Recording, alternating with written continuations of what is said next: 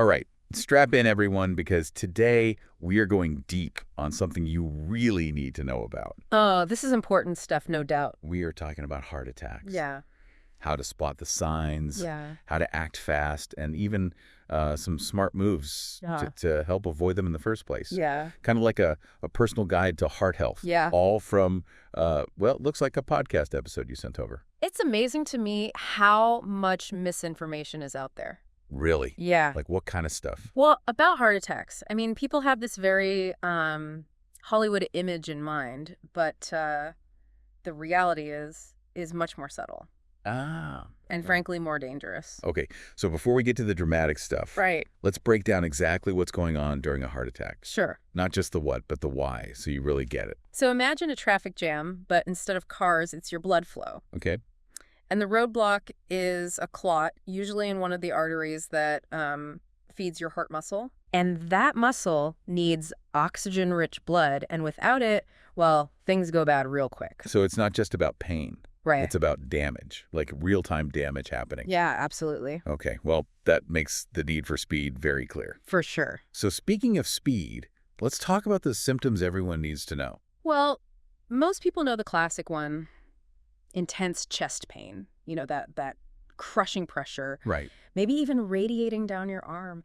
But the tricky part is that it's not always so dramatic. Hold on, you're telling me there's more to it than, like, clutching my chest and just dramatically falling to my knees? Uh-huh, exactly. Especially for women, older adults, and people with diabetes. Oh, okay. The signs can be much more subtle. Think nausea, feeling breathless for no reason, unusual fatigue. Oh, wow. Even pain in the back, the neck, the jaw, or even your stomach. It could be a heart attack kind of whispering instead of shouting, you know? Oh, so we are talking full body awareness. Anything out of the ordinary, especially if it keeps happening. Yeah. Yeah. If it's persistent, you need to pay attention. We got to pay attention. It's always better to err on the side of caution and seek medical attention.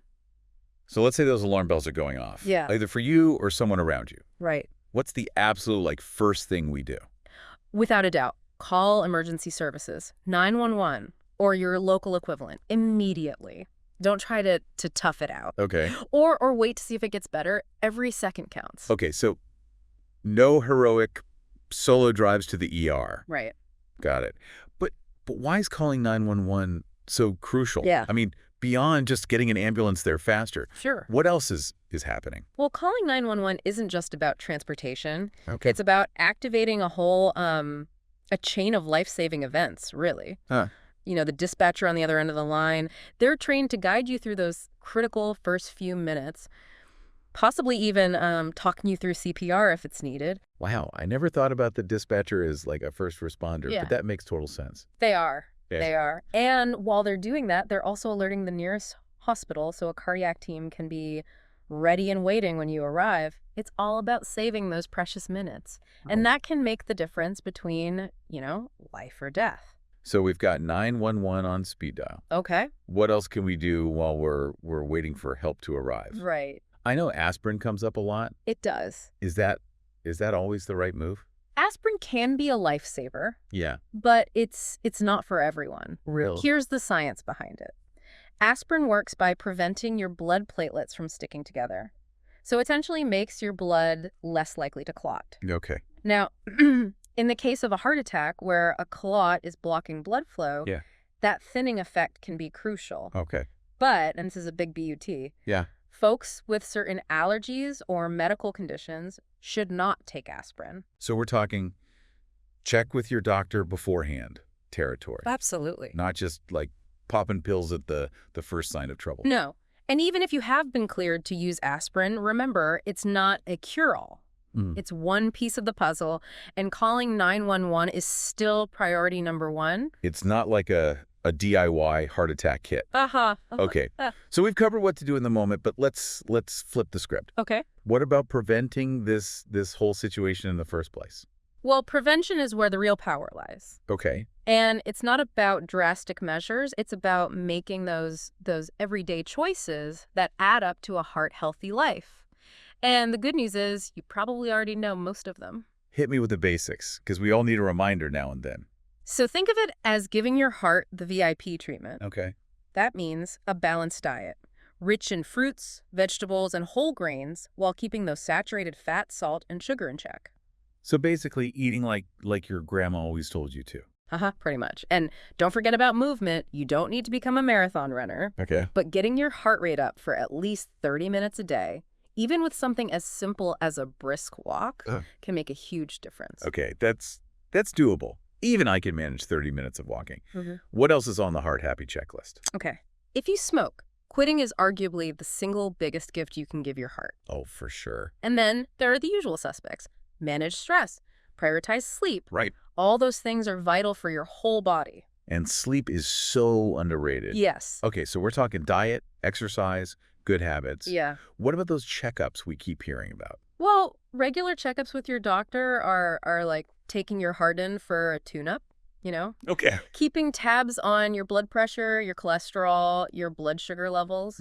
That can help spot potential problems before they become major issues. So it's about like knowing your numbers and catching things early. Makes sense. Yeah. But speaking of early detection, Sure. I know there are some myths out there about who's at risk and when. Yeah. Let's debunk a few of those, shall we? Absolutely. One of the most dangerous myths out there is the idea that if you feel fine, you are in the clear. Oh, yeah. Heart disease can be very sneaky. It can develop over years with absolutely no noticeable symptoms. So you're saying, like, even if I feel like I could run a marathon, I could still have something brewing under the surface? Exactly. Regular screenings are essential for everyone, even if you feel like $1,000,000. And here's another myth that needs busting. Heart attacks are not just an old person's problem. I've heard that one too. But I have a feeling you're about to set me straight. I am. Sadly, younger adults are increasingly at risk, largely due to lifestyle factors. Oh. We're talking about the rise in obesity, sedentary lifestyles, poor dietary choices, Right. all contributing to heart disease developing earlier in life. Okay, that's a reality check right there. Yeah. Really highlights how important those healthy habits are. Right. No matter your age. Yes. This has been eye-opening. Good. But before we get to the big takeaways, let's take a moment to let all this sink in. Yeah, we've covered a lot of ground, but there's still so much more to uncover about heart health. We were talking about how heart attacks aren't just an old person's problem anymore. It's true? Yeah, it's a reminder that taking care of our hearts is, well, a lifelong thing. For sure. And it makes all this information even more important. So let's dig a bit deeper into some of the more like nuanced aspects of heart attack care. You know, something that really jumped out at me in the material was the emphasis on calling emergency services like right away as the very first step, even before giving aspirin. We touched on that a bit earlier, but there's clearly more to it than just getting an ambulance there quickly. Right. Calling 911 sets a whole bunch of life-saving actions in motion. Okay. For one thing, the dispatcher, they're not just someone taking down your address. They're trained to give you real-time guidance while you wait for the paramedics. So they're like a virtual first responder. Yes. Kind of walking you through those first few minutes. Exactly. They can even talk you through CPR if you need it, offer reassurance, help you stay calm. Oh, wow. All things that can make a really big difference in a stressful situation. That's a level of support I hadn't thought about Yeah. before. It's like having a lifeline right there on the phone. And beyond that immediate support, the dispatcher is also letting the nearest hospital know what's going on. So a cardiac team is ready when you get there. So it's not just about getting you to the hospital. It's about prepping the hospital for you. Exactly. It's about getting a whole system of care moving. And those minutes saved can be so important. It really shows why calling 911 is the most important first step you can take. Okay. That is a strong argument for keeping that phone close by. Oh. Now, I know we talked about aspirin before, Yeah. but the source also mentioned some cautions about using it. Right. It's important to remember that aspirin is a strong medication, and it's not right for everybody. Okay. While it can help in some heart attack situations, people with allergies or certain medical conditions should stay away from it completely. So it's not a one-size-fits-all kind of thing. Exactly. It's always best to talk to your doctor about whether aspirin is safe for you, both for regular use and in emergencies. So when in doubt, check it out. Yes. Our source also mentioned something about family history. Yeah. How does that play into heart attacks? Family history is a big piece of the puzzle. If you have close relatives who've had heart attacks. Uh-huh. Especially at a younger age, your own risk goes up a lot. So it's like a heads up that you might need to be more careful. Exactly. Knowing your family history can help you have, better conversations with your doctor Okay. about things you can do to prevent it. And screening options, it also it helps you make those lifestyle changes that can lower your risk. It's about understanding your own like personal risk factors and being proactive. Mm. Now, something else that caught my eye was the mention of potential damage to the heart muscle during a heart attack. Can you explain what happens and what it means for recovery? Sure. When a heart attack happens, the blocked blood flow starves the heart muscle of oxygen. The longer that blockage is there, the more damage happens. Oh, okay. Think of it like a plant that's not getting enough water and starts to wilt, and then it dies. So the faster you can get that blood flowing again, the less damage there is. Exactly. That's why that fast action we talked about before is so important. Now, the good news is that the heart is amazing. Yeah. And it can really heal itself. Hmm. But the amount of damage does affect how well you recover. So what does that mean for someone's life, like after a heart attack? Are there things they can't do? It really depends on how bad the attack was and the person's overall health. Some people might have very few long-term effects, Okay. while others might need to make big lifestyle changes. That makes sense. Mm-hmm. So it's a very individual journey. Absolutely. Cardiac rehab programs can really help people get their strength back Okay. and function after a heart attack. They give you a personalized approach to recovery, including exercise, education, and support. So it sounds like having people to support you and a positive attitude are key to that recovery. They're so important. Okay. And speaking of being proactive, there's one more thing I want to stress. Huh?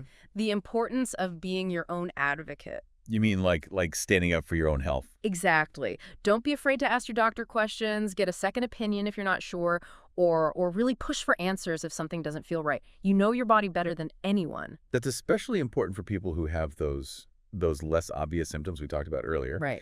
It's easy to ignore those, but we really need to trust ourselves. You do. Your heart health is worth fighting for. Hmm. So speak up, get informed, and be your own best advocate. That is some powerful advice. We've covered so much in this deep dive. I feel like we've gone from like Heart Attack 101 to a PhD in heart health. We have explored a lot of important information, but the main thing is to take this knowledge and actually use it. Okay, you've convinced me. Good. From now on, I am treating my heart like the VIP it is. That's the way to do it. Huh. A little heart-healthy TLC goes a long way. We're back, and I gotta say, my heart rate's a little up after all that talk about heart attacks, but in a good way, of A course. little awareness is a good thing. Right. Yeah, it's like we've given you this crash course in heart health, and now you're ready to ace the test. And hopefully never actually have to take that test. Right, exactly. But speaking of real life, let's bring it all home for our listeners. What are the big takeaways you want them to remember from today? I think the most important thing is that knowledge really is power. By understanding the symptoms of a heart attack, Yeah. even the ones that are less obvious, the ones that don't, fit that Hollywood image we talked about, they're already a step ahead. Recognizing it early can really save your life. So knowing the signs, trusting your gut, and not waiting to get help if something feels wrong. Exactly. What else should people be thinking about when it comes to their heart health? Prevention. It's not just about avoiding something bad. Yeah. It's about living longer, healthier, a more vibrant life. And the best part is you can really control a lot of it. It really is about those little everyday choices that add up, right? Right. Think of it as a long-term investment in feeling good. It's choosing the salad instead of the greasy burger, taking the stairs instead of the elevator, finding healthy ways to relax.